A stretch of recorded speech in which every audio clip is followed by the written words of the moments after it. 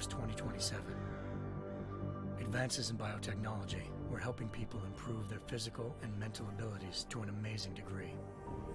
Provided, of course, they had enough money. A new breed of people was emerging, half human, half machine. And in Detroit, at least, not everyone was happy to see it.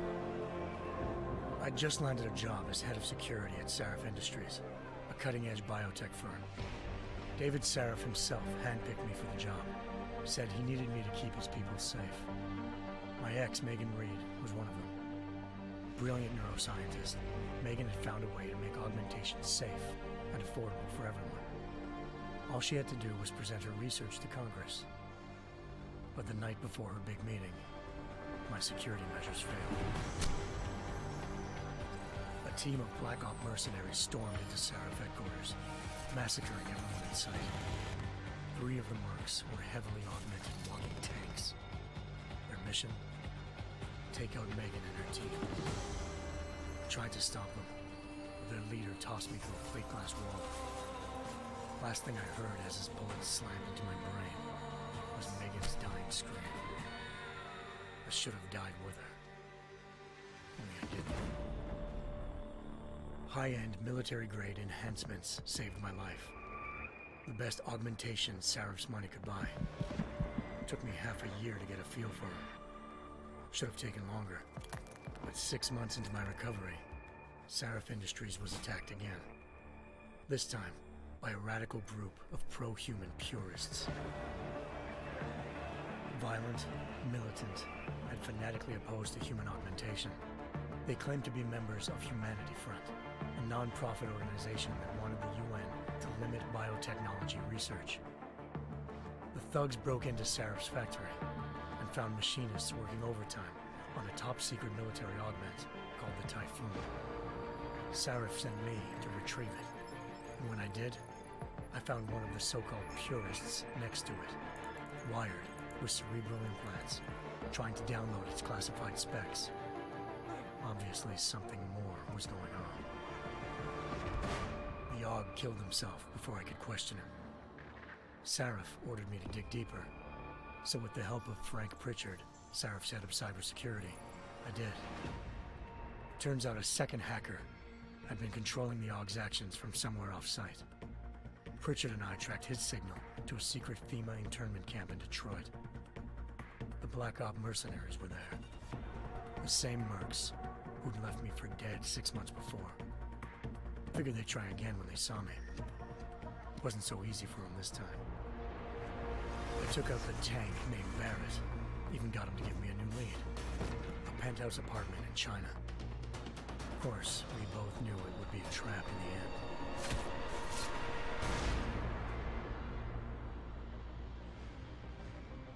Hengsha Island, China.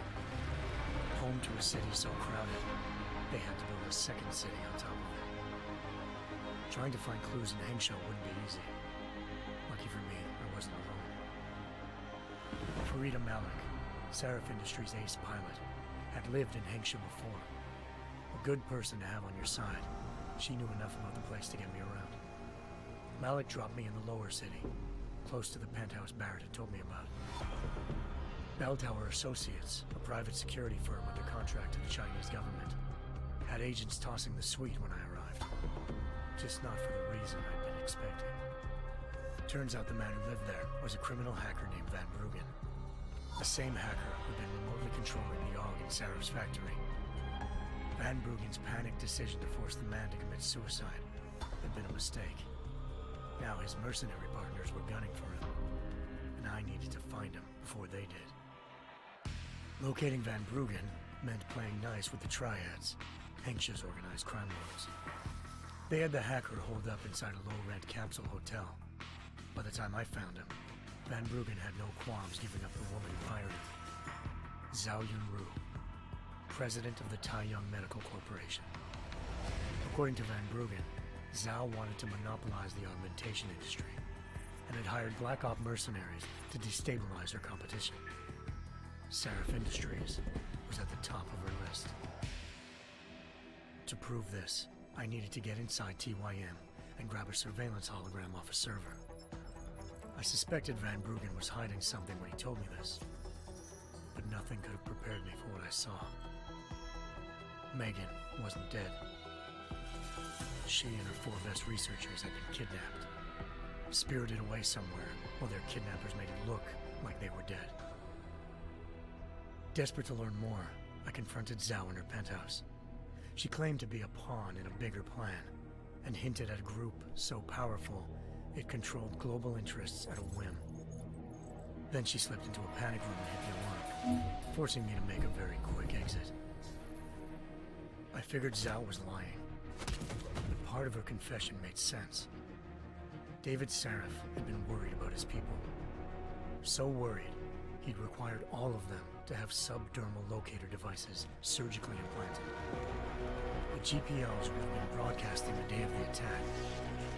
But Zhao said a single call to Picus, the world's leader in global 24-hour satellite news, had turned those signals off.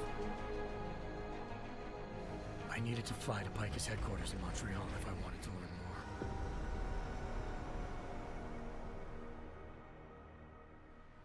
Eliza Cassan, Picus Communications' First Lady of News. Malik thought I was reaching when I told her Eliza was involved in this. The world's most famous news anchor, working with a mercenary hit squad. But when I confronted Cassan in her office, she freely admitted to jamming Detroit's satellites the night Megan's team had been taken. Said she's just been following her commands. I suspected she wanted to say more. But Black Op mercenaries showed up looking to shut us both down. And just like that, the Eliza I'd been talking to disappeared. The Mercs were led by an augmented killer I crossed paths with twice before, Fedorova, a woman who'd made silence her best friend. She waited for me to track Eliza's transmission to a secret server room underneath the Picus complex, then jumped me from behind. A deadly fight ensued. I made sure she never moved silently again. With Fedorova down and no one left to keep Eliza quiet, she reappeared. Turns out Picus's First Lady of News wasn't a lady at all. She was a sophisticated AI program, engineered to monitor data streams and control what people believed. Eliza told me the Mercs had brought in a Humanity Front doctor named Isaiah Sandoval to remove the scientist's implanted tracking devices while Detroit's satellites were down. She also told me to speak to David Sarif if I wanted to learn more. By the time Malik and I got back to Detroit, tensions between normal and augmented citizens had reached a flashpoint. Riots were breaking out in several cities, and the UN was being urged to intervene. Sarif was trying hard to convince Hugh Darrow, the inventor-turned-philanthropist who'd once been a leading proponent of enhancement technologies, to help stop a possible regulatory vote. Sarif had a lot riding on Darrow.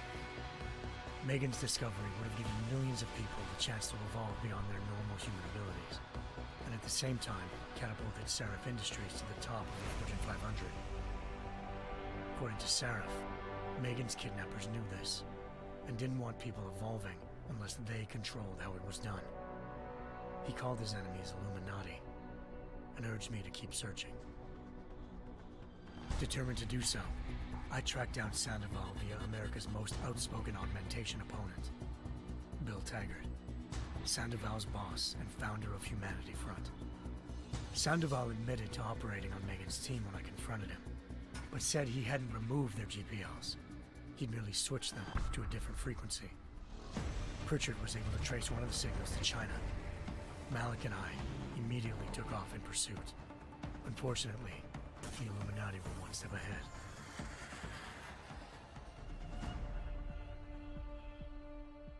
Ambushed. Shot out of the sky by Bell Tower Associates, seconds after entering Hengsha's airspace. Malik's piloting skills saved me. After a tense and bitter struggle, I escaped into Lower Hengsha. The tracking signal I was following led straight to the Triads, or more specifically, to the augmented arm of Tong Si-hung, leader of a gang of augmentation harvesters. Tong said they'd taken the arm off a corpse, which Bell Tower had left at their door, meaning at least one of Sarif's scientists was dead. Maybe not the rest of them, though. Tong pointed me to a port used for human trafficking and helped me slip aboard a bell tower ship. It was sailing to Rifleman Bank Station, a military base in the South China Sea. Bell Tower was holding kidnapped civilians as prisoners there, and using them to perfect the Chiron Project, a human-computer interface that left most of its test subjects dead. My search for Megan would have ended then, if not for a mysterious ally named Quinn. In exchange for my help exposing Bell Tower, he slipped me aboard a second ship headed to Singapore and an Illuminati-run biotech facility called Omega Ranch. 3 of Sarif's scientists were there, forced by their captors to create a technology capable of remotely shutting down augmented abilities. Thanks to an emergency recall notice issued by the World Health Organization, millions of people all over the world already had the biochip installed. With the help of the scientists, I tracked Megan to a private section of the ranch. There, I ran into Yaron Namir, the walking tank who'd put a bullet in my brain the first time we met. He'd teamed up with Zhao and was hoping to catch me off guard. But their little ambush didn't work. I found Megan in a suite belonging to Hugh Darrow, the billionaire philanthropist who'd Sarif had called on for help. Darrow had convinced her to go along with the biochip plan by promising to sabotage the tech. As she was explaining this, Darrow appeared in a global broadcast, telling the world that augmentations would be the death of mankind. Then he activated the biochips to prove his point. All over the world, augmented people flew into a killing frenzy. Darrow had betrayed everyone, and it was up to me to set things right. To do it, I had to reach Panchaea, a massive installation in the Arctic Ocean. As I raced through corridors built by an all-augmented workforce, I saw death and destruction firsthand. By the time I shut down Darrow's broadcast, I knew the damage he'd done. Still, humanity's future remained unclear. How would the world react to this sabotage? Would people ever regain their faith in augmentations again? What would be the Illuminati's next move? Only time will give us the answers.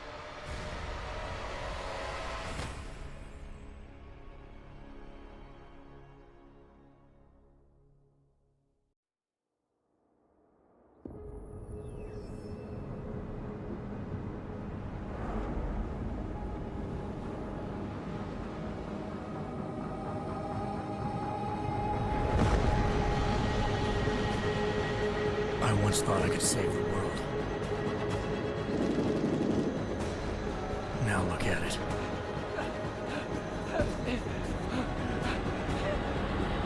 In yet another augmented terror attack, 251 passengers aboard Sista Airlines Flight 451 were killed when an augmented passenger broke into the plane's cockpit and ruthlessly butchered its flight crew.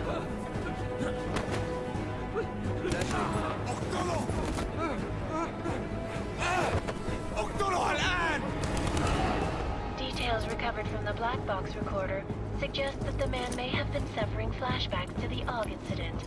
That horrible day 2 years ago when augmented people all over the world flew into a psychotic killing spree, causing the greatest loss of life in recent history. Sometimes, you just have to let go. And embrace what you've become. Not gonna go all wonky on us now, Hansa, are you? Well, if I do, McCready, I guarantee you'll never see it coming. Agent Jensen! Am I gonna have a problem with you? No, sir. No reason to assume you would. Good. Because you are the only augmented operative on this team, and I intend to make good use of you. Listen up, all of you. We got a sandstorm barreling down our ass and we can't afford to make mistakes. We're going after this man, an arms dealer named Shepard. He's ex-Bell Tower, one of the Special Forces commanders who disappeared during the incident. And he's come out of hiding? That cannot be good. It's not. He's selling weapons and military-grade augments to terrorists. This is Aran Singh, the undercover agent who lured Shepard out of his hole. Best you see Interpol's got. For 3 years he's worked hard to get in tight with the Jinn, an Iraqi smuggling cartel that's infected the Eastern Hemisphere like a plague. Last week, our arms dealer sent a message to the Jinn, offering to sell them a shitload of black market merchandise dirt cheap. They told Singh to handle the buy. They're not gonna like it when Interpol disrupts their party. Singh's cover really that good? It is right now. We need to keep it that way. This is where the deal's going down.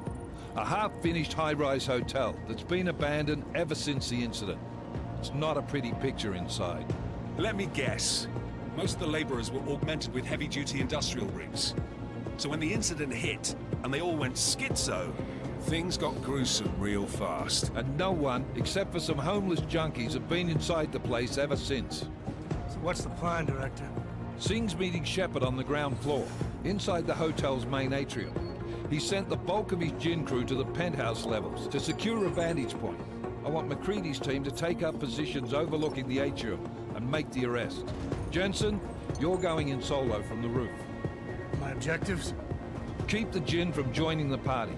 As far as we can tell, only one route connects the atrium to the penthouse level, a halfway decent elevator shaft. Here. I want you to block access to it.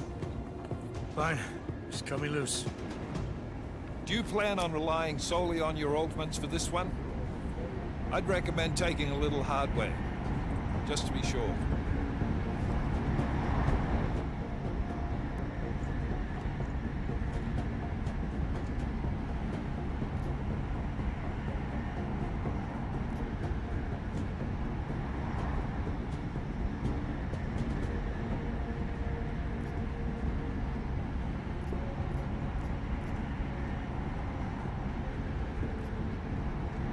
We've got a UC in there. Might be easier to maintain his cover if he's not the only one still breathing when this is done. Smart thinking. Yeah, but if anything does happen to him, you'll be telling his wife. After you get out of the hospital, of course. What about range? There's lots of wide spaces and high ceilings in there, but a number of tight and constrained rooms too. So it's a crapshoot, really.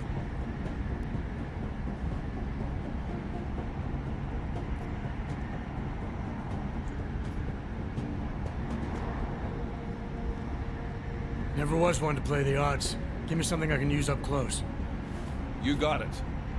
One last thing, Jensen. Singh said the Jinn are using some sort of portable Wi-Fi device to boost communications. He's got a better chance of maintaining cover if you disable it. We'll keep an eye out for it. But aren't we on the clock here? You said there's a sandstorm moving in. There is, and we got the intel on this mission at the very last minute. So we're scrambling a little. If it comes to it, your #1 priority is keeping the Jinn out of that atrium. Copy that. Time to put away your heavy thoughts, gentlemen. We're approaching the target building. You're up first, Jensen. Let's do this. Task Force Action. This is Knife Leader. Engage Hush drives and descend to Angels 1-5.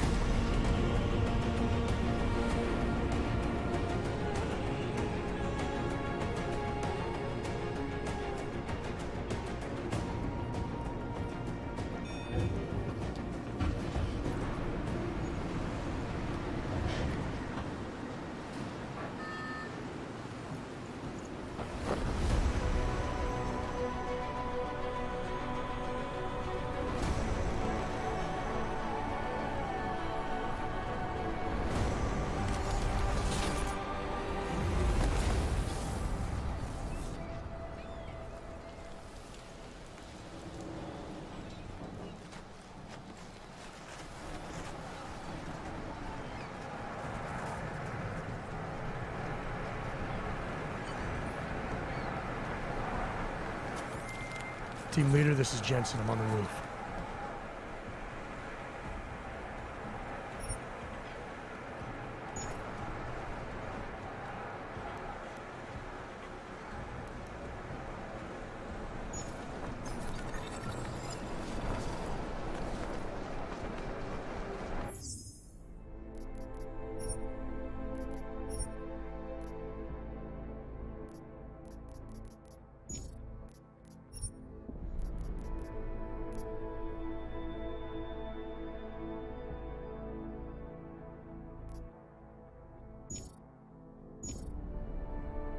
not be the easiest one. Roger that. McCready will advise once his team is on the ground. Miller out.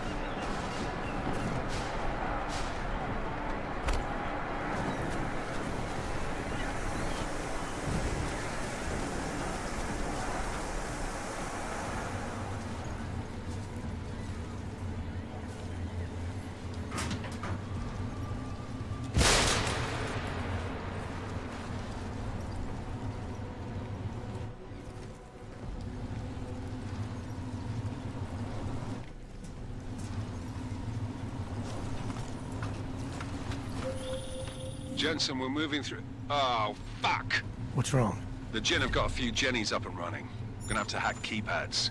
You should enjoy it, McCready. They have colors and shapes. Just remember, red means bad. Fuck you.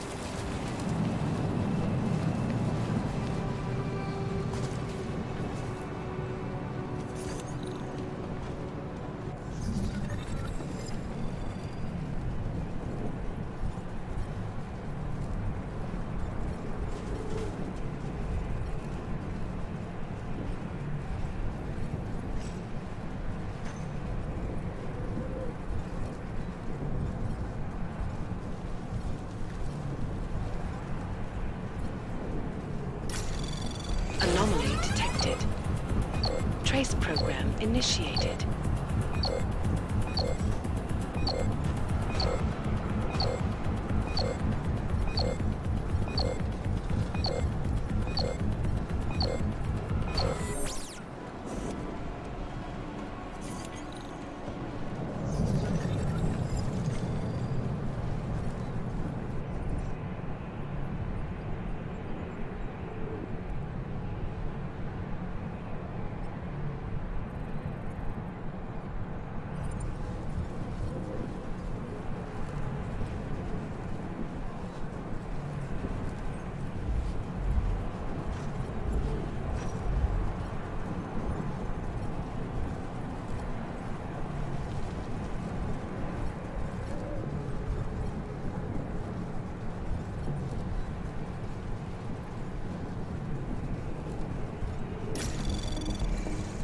Anomaly detected. Trace program initiated.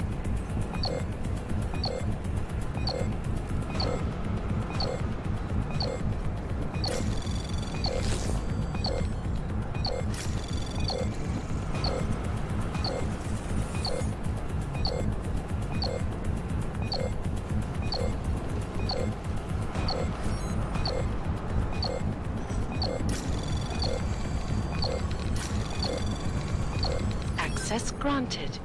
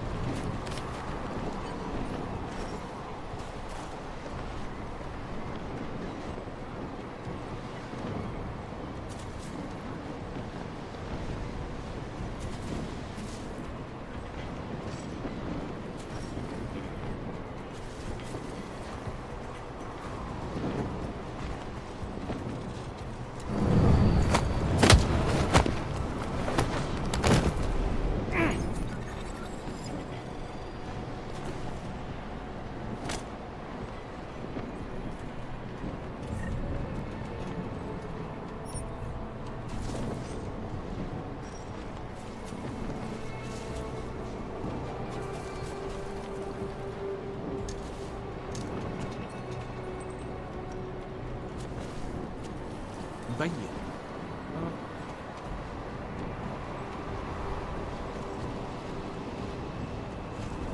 أنا ما بحبش هذا المكان لأنه بخوف على الآخر.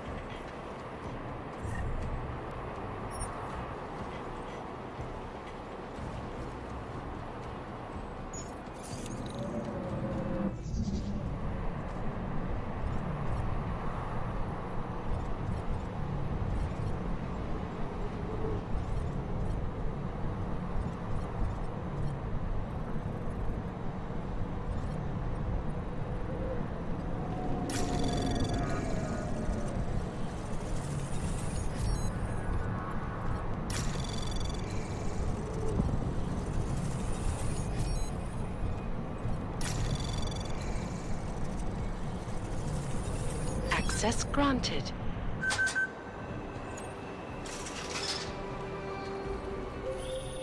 Jensen, Mac, listen up. Doppler shows that sandstorm's moving in fast. It's big, and it's gonna hit us hard. God, I hate the fucking desert. Confirm visual? I can. Time is not on our side. Copy that. Solid copy.